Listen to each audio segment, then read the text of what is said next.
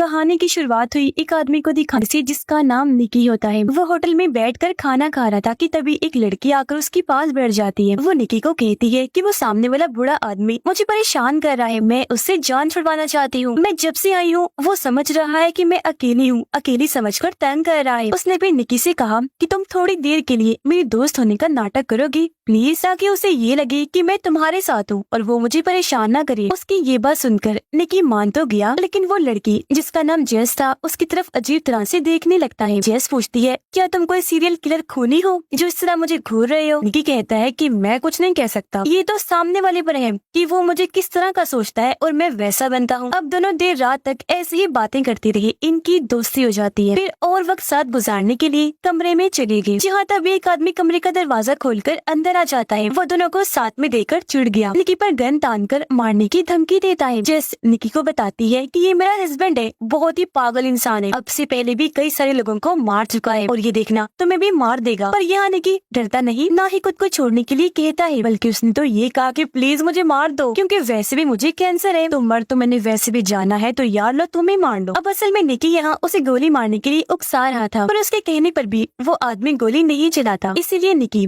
उठ खड़ा हुआ। तब यहाँ जेस अपना मुँह खोलती है, उस आदमी को कहने लगी, अरे बेवकूफ इंसान, इसे कोई कैंसर वैंसर नहीं है, बल्कि वो हमारा प्लान समझ चुका है। असल में निकी को बातों में फंसाना और उसे यहाँ कमरे तक लेकर आना सब जेस और उसकी इस साथी की चाल थी, क्योंकि वो इस तरह ही लोगों को डरा कर अपनी बातों में फंसाकर लूटा करती थी। मगर इस बार उसका ये प्लान फेल हो गया, क्योंकि इस बार उनका सामना अपने से भी बड़े लुटेरे से हो गया, जो इनकी चाल समझ चुका था। जी हाँ, निकी भी काफी बड़ा माहिर लुटेरा था और वो अब चुपचाप वहाँ से निकल जाता है। होटल के कमरे से निकलकर जेस जब जा रही थी तो निकी भी उसके साथ साथ चलने लगता है। वो उसे शराब पीने के लिए ऑफर करता है, क्योंकि जेस भी उससे काफी मुतासिर हुई थी, इसलिए वो उसकी ऑफर मान लेती है। ये दोनों बार में आकर शराब पीने लगे, जहाँ जेस उससे चोरी करने की स्किल्स महारतों के बारे में पूछने लगती है। जेस उसे बताता है कि चोरी लूट मार के इस खेल में सबसे जरूरी चीज है फोकस, यानी किसी काम को करने में हमारी सारी तवज्जो उस तरफ होनी चाहिए। असल में इंसान एक वक्त में कई सारे काम नहीं कर सकता, क्योंकि इस तरह काम खराब ही होते हैं। एक चीज पर फोकस और दूसरों का फोकस अपनी तरफ करना बहुत जरूरी होता है। ये सब बताने के बाद वो जेस के साथ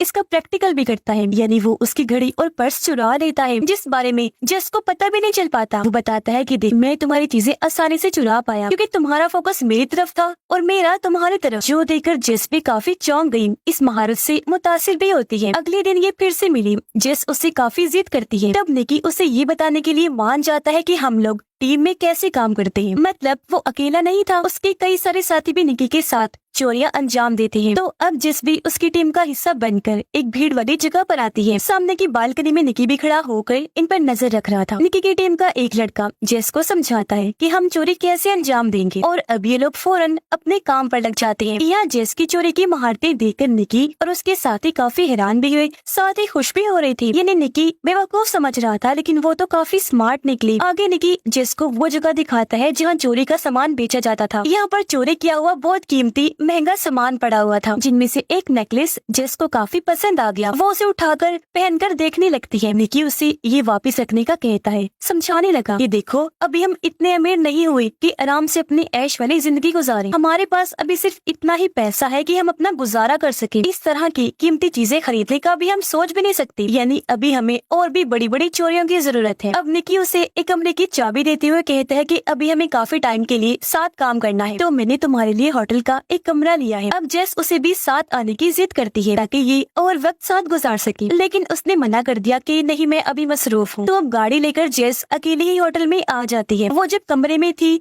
तभी निकी के बारे में ही सोच रही थी। ऐसा लग रहा था जैसे वो उसे पसंद करने लगी हो। और तभी दरवाजे की बेल बजी। जेस ने जब दरवाजा खोला तो वहाँ और कोई नहीं बल्कि निकी था, यानी वो भी खुद को रोक नहीं पाया और ये दोनों साथ वक्त गुजारने लगते हैं। अब अगले दिन जेस एक आदमी से बात कर रही थी जो निकी का दोस्त ही था। उसके साथ काफी वक्त से काम कर रहा था। दोनों बातें कर ही रही थी कि तभी निकी के दोस्त को दौरा पड़ने लगा। वो दर्द से चिल्लाने लगता है। दरअसल ये सभी निकी और उसके साथियों का ही प्लान था। उसकी हालत देखकर लोग घबरा गए और अब जैसे सबका फोकस उसकी तरफ हुआ, ये लोग अपना प्लान अंजाम देने लगते हैं। सब लोगों की कीमती चीजें चुराने लगे। कुछ ही देर बाद निकी एक एम्बुलेंस लेकर वहाँ आ गया। वो अपनी दोस्त और जेस को गाड़ी में बिठा कर वहाँ से निकल जाता है। रात को निकी और उसके सारे साथी चोरी करके पार्टी कर रहे थे। सब बहुत खुश थे। निकी उन्हें बताता है कि इस बार हमने अपना बहुत बड़ा टारगेट हासिल किया है, $1.2 मिलियन का। उसका एक साथी निकी को सारे पैसे देते हुए कहता है कि इन पैसों को संभालने की जिम्मेदारी तुम्हारी है और हाँ, जुएबाजी से दूर रहना। अगले दिन निकी और जेस एक मैच देखने के लिए स्टेडियम में आते हैं। अब जब एक लड़की अपनी सीट से उठकर वहाँ से जाने लगी तो जेस निकी से ये शर्त लगाती है कि इस लड़की को जाते हुए तकरीबन 8 लोग देखेंगे। निकी कहता है कि नहीं, 8 नहीं,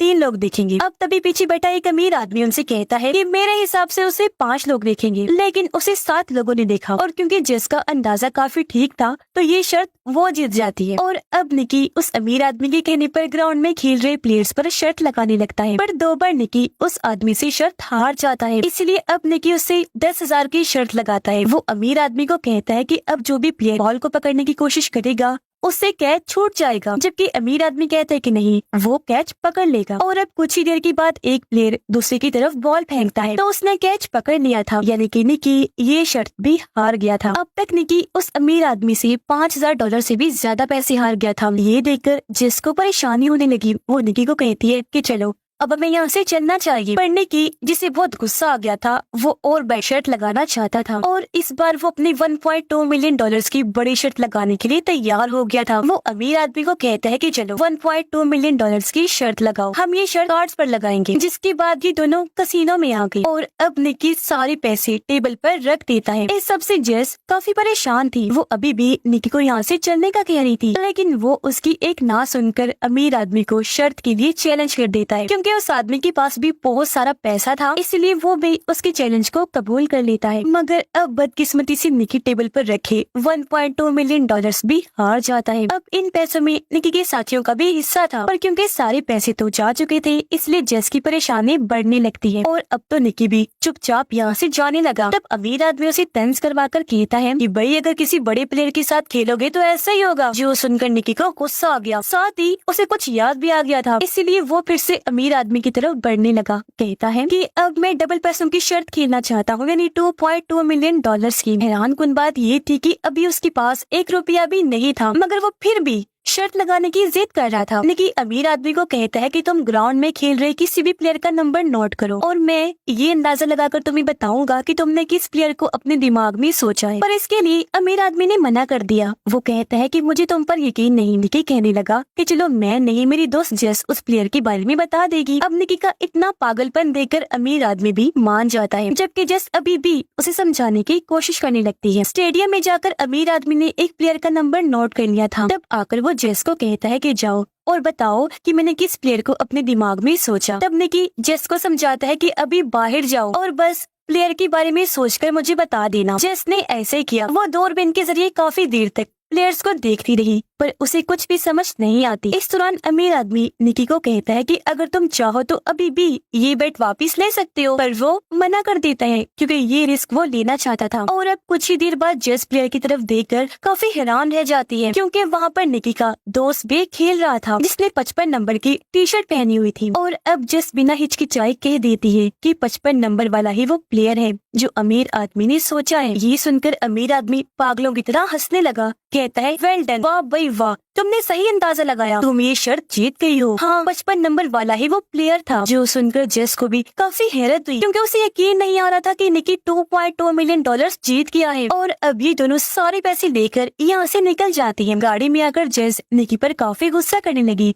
उसे मारने लगती है कि तुमने अभी तक मुझे अपने प्लान के बारे में नहीं बताया कि आखिर कैसे इतनी बड़ी रकम तुम जीत गई, जबकि कुछ देर पहले तो यही लग रहा था जैसे तुम्हारे गुस्से की वजह से तुम सारे पैसे हार गए हो। अब बताओ सच क्या है, तुम कैसे शर्त जीत गए। तब निकी उसे बताता है कि अमीर आदमी के पास बहुत पैसा है, साथ ही वो बहुत बड़ा जुआरी भी है, कोई ऐसा जुआ नहीं जो उसने ना खेला हो। जेस पूछती है, अच्छा तुम्हें कैसे पता चला कि मैं 55 नंबर ही चुनूंगी, तुमने इतना बड़ा रिस्क कैसे लिया। तब निकी बताता है कि काफी वक्त पहले से ही मैं ये बात तुम्हारे जहन में डाल रहा था, साथ साथ अमीर आदमी के दिमाग में। और अब यहाँ से कहानी कुछ वक्त पहले आ जाती है। हमने देखा कि निकी के आदमी काफी वक्त पहले से ही अमीर आदमी पर नजर रख रहे थे। उन्होंने अलग अलग तरह कोशिश करके 55 नंबर उसके जहन में बिठा दिया था। वो जहाँ जहाँ भी जाता 55 नंबर या इस नंबर की शेप उसे हर जगह दिखाई दिया करती थी। यहाँ के बैनर्स पर लोगों ने 55 नंबर पकड़ा हुआ था। ये भी उनकी चाल थी अमीर आदमी को दिखाने के लिए। और आज जब वो मैच देखने आ रहा था तो उसकी नजर निकी के दोस्त पर पड़ गई, इसलिए उसने जहन में 55 नंबर बिठा लिया क्योंकि उसका नंबर भी 55 ही था। यही वजह है कि शर्त के दौरान भी उसने यही नंबर चुना। और अभी सारी बातें सुनकर जेस काफी खुश हो जाती है। वो फिर से मुतासिर हुई। निकी उसे कहता है कि तुमने भी काफी अच्छा काम किया, जो कहकर वो जेस को उसके हिस्से के पैसे देकर यहाँ से चला जाता है। हालांकि जेस उसे रोकने की बहुत कोशिश करती है, लेकिन वो बिना कोई बात सुने वहाँ से चला गया। इस बात को लेकर जेस रोने लगती है क्योंकि वो निकी को पसंद करने लगी थी, मगर उसका इस तरह अचानक चले जाना जेस को बहुत बुरा लगता है। और अब यहाँ से कहानी 3 साल के बाद की दिखाई जाती है, जहाँ निकी फिर से एक अमीर आदमी को लूटने का प्लान बनाना था। इस अमीर आदमी का नाम गैरी होता है। उसे खेलों वाली गाड़ियाँ रखने का बहुत शौक था, पर गाड़ियों को ठीक करने के लिए उसे एक अच्छे मैकेनिक की जरूरत थी। इसलिए अब निकी खुद को एक अच्छा मैकेनिक बताकर गैरी से मिलने जाता है। जब निकी वहाँ से चला गया तो गैरी का गार्ड कहता है कि इससे जरा संभल कर रहना, क्योंकि इस आदमी पर मुझे बिल्कुल भी भरोसा नहीं है। फिर अब शाम को निकी एक पार्टी में आया जहाँ उसे गैरी ने ही बुलाया था। पार्टी में जेस भी थी जो गैरी के पास आ जाती है। अब उन दोनों को इतनी पास देखकर निकी समझ जाता है कि ये दोनों ताल्लुक बना चुके हैं। उसे बुरा लगा, इसलिए वो पार्टी से बाहर चला जाता है। वो एक जगह खड़ा ही था कि तभी यहाँ जेस आई। उसे कहती है कि मेरा उसके साथ ताल्लुक बन चुका है, लेकिन वो मेरे माजी के बारे में कुछ नहीं जानता, इसलिए तुम भी प्लीज गलती से भी उसके सामने जिक्र मत कर देना। और अब निकी पार्टी में आकर बहुत सारी शराब पी जाता है क्योंकि उसे ये बात बर्दाश्त नहीं हो रही थी कि जेस मेरे सामने किसी और के इतने करीब है। अब निकी को गुस्सा तो पहले ही बहुत था,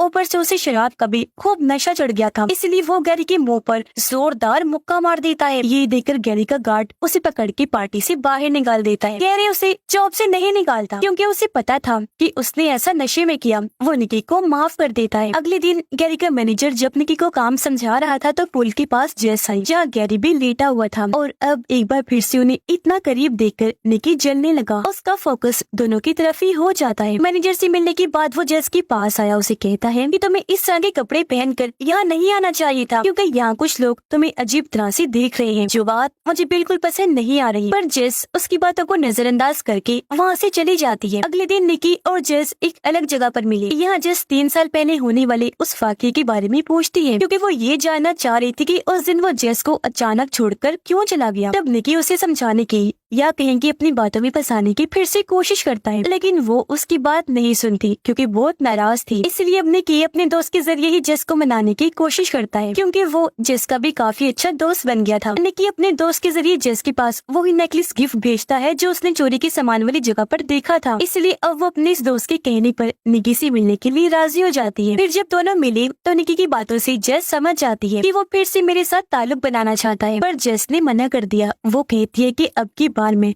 तुम पर भरोसा नहीं कर सकती। इतना कहकर वो यहाँ से निकल जाती है। अब उदास होकर निकी जब होटल में वापस आया तो जेस उसके दरवाजे पर पहले से ही बैठी हुई थी। सच तो ये था कि वो आज भी उसे पसंद करती थी, इसीलिए खुद को यहाँ आने से वो रोक नहीं पाई। और अब ये दोनों कमरे में आकर फिर से एक साथ वक्त गुजारने लगते हैं। अब अगली सुबह बगैर बताए गैरी का गार्ड निकी से मिलने आ जाता है। वो दरवाजा खटखटाता है तो निकी फौरन जाकर दरवाजा खोल देता है। अब गार्ड को उस पर शक हो रहा था। उसे एहसास हुआ जैसे निकी के साथ कमरे में और कोई भी मौजूद है, इसीलिए वो कमरे में आकर हर तरफ तलाशी लेने लगा, पर यहाँ उसे कोई भी नहीं मिलता क्योंकि जेस गार्ड से बचने के लिए साथ वाली बालकनी में जाकर छुप गई थी। अगले दिन गैरी का मैनेजर काम के बदले उसे ढेर सारे पैसे देता है। अब यहाँ हम निकी को अपने लैपटॉप में कुछ ट्रांसफर करते हुए देखते हैं, जो असल में गैरी की खुफिया डिजाइन थे। और अब इन डिजाइन को चोरी करने के बाद निकी गैरी के क्लाइंट्स को ही कम पैसों में वो बेच देता है, जिसके बाद निकी वो सारे पैसे लेकर जेस के साथ यहाँ से चले जाने का प्लान बनाता है। और अब जब ये दोनों गाड़ी में बैठकर यहाँ से निकल रहे थे तो तभी गैरी का एक आदमी भी अपनी गाड़ी से इनका पीछा करने लगता है। वो अपनी गाड़ी को जोर से इनकी गाड़ी में लाकर मार देता है, जिससे दोनों बेहोश हो गए। अब जब दोनों को होश आई तो वो खुद को कुर्सी से बंधा हुआ देखते हैं। उनके सामने गैरी था। असल में गैरी को पहले ही पता चल चुका था कि निकी यहाँ मुझे लूटने के इरादे से आया है, इसीलिए काफी पहले से उसने अपने आदमियों को निकी के पीछे लगा दिया था, जो दिन रात उस पर नजर रख रहे थे। पर यहाँ गैरी को ये समझ नहीं आती कि इतनी सख्त सिक्योरिटी होने के बाद भी निकी ने पासवर्ड का पता कैसे लगवा छुपा लिया। उसने जब इस बारे में पूछा तो निकी जवाब देता है कि जब मैंने तुम्हें जेस के इतने करीब देखा तो मैंने भी उसके करीब जाने का फैसला किया। मैंने जेस को वो नेकलेस जो गिफ्ट भिजवाया था